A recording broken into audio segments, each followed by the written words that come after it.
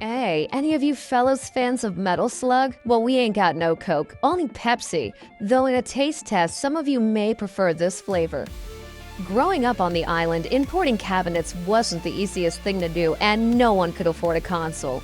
So when the local Hopa got something new, you knew us little hoodlums had to sneak in and give it a play.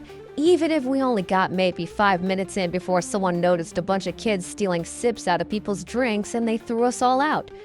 Point being, we took what we could get, and sometimes what we got was pretty great. We've got tight gameplay and non-stop button-mashing action straight out of Metal Slug, with a demonic twist that comes along only once in a Crimson Moon. Wait, Crimson Moon? Dude, I liked this shirt. We're playing Demon Front. I'll be right back. Okay, sorry about that wardrobe malfunction. Thank goodness I have multiples of the same exact outfit, and that is in no way an excuse to hide the laziness of the artist. Speaking of laziness, let's just nip that one in its juicy little butt. Released into your timeline back in 2002 by Taiwanese developer IGS, this may be an admittedly shameless clone, but it is in no way a cheap hack, being built from the ground up on the PGM arcade system, solely to prove that their hardware could outcompete the competition from a decade earlier. Yeah, this board is sometimes considered a decent upgrade to what Neo Geo had delivered, and some people even call it the Neo Geo 2 as a joke.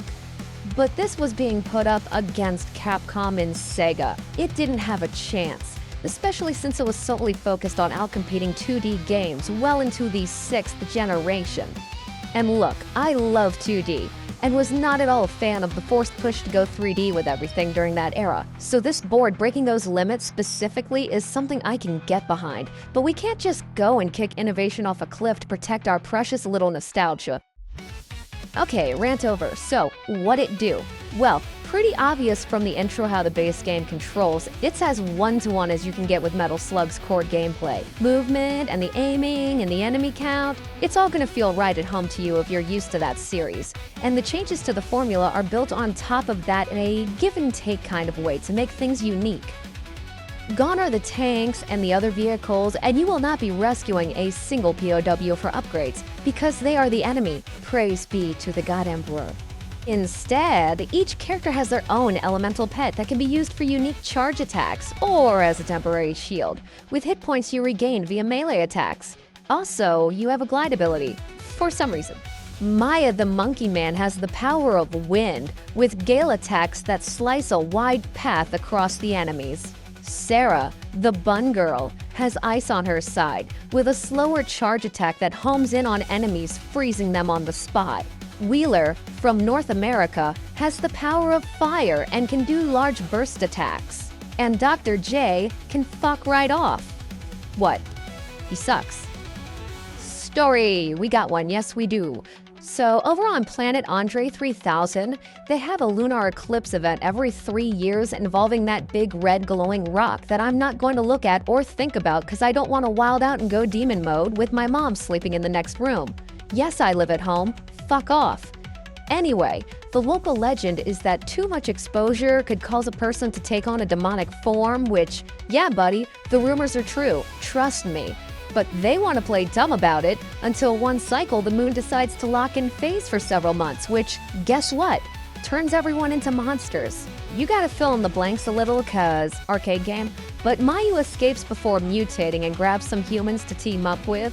I don't know how you'd even hire out for something like that. Is Craigslist still a thing? They then head back to the planet and begin the process of saving all the inhabitants by shooting and killing them. And I'm only going to say this once to keep things moving, but if you're going to make a game about demons, why would you make most of the enemies look like boring humans with boring human guns?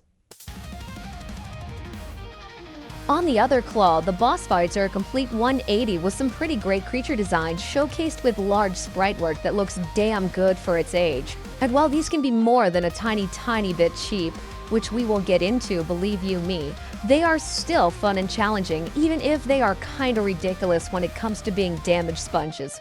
You want to catch a case of carpal tunnel? Then my friend, this is the game for you. But for cereal, yo, they could have maybe been more forgiving. and maybe given you a little more information on what's going on. You see that tooth floating away while I play around with the bug like a goofy goober? Well, if you don't shoot it enough times, you'll get locked out of the good ending and the real final boss. Without that information, we somehow did in fact get the good ending, but at no point did I know I was doing a thing or what that thing was. I was just getting some extra points. In what might be the coolest feature of the game, the final boss is a bit of a choose-your-own destructor situation, with the villain taking on a form that mirrors the pet of Player 1, giving this game some great replay value. Or it would if this game wasn't the definition of coin cruncher. I didn't even bother with a count on this one. The game gets over the top hard in the late phase with the cheapest tactics you will see. Bullets change direction, they change speed, all sorts of weird physics garbage meant to get you with a cheap hit. Just felt predatory near the end, and even more so now knowing that some people got greeted with the "We've played the game again the right way" message before it kicked them to the credits without even a final boss battle. Mission completed. We make our way back to the ship, seeing that all the random Satan portals have been sealed up, I think. It's kinda hard to interpret what's going on from the body language, but I think this old fat chick is trying to reward us for saving her and her army of inbred sons who were trying to kill us earlier for some reason, and she's putting it on really hard. So like, maybe she wants Maya to stay and play stepdad to her little bastards, but he ain't a dummy and decides to sail back across the galaxy with his new human bros. 'Cause as we all know, Earth girls are easy.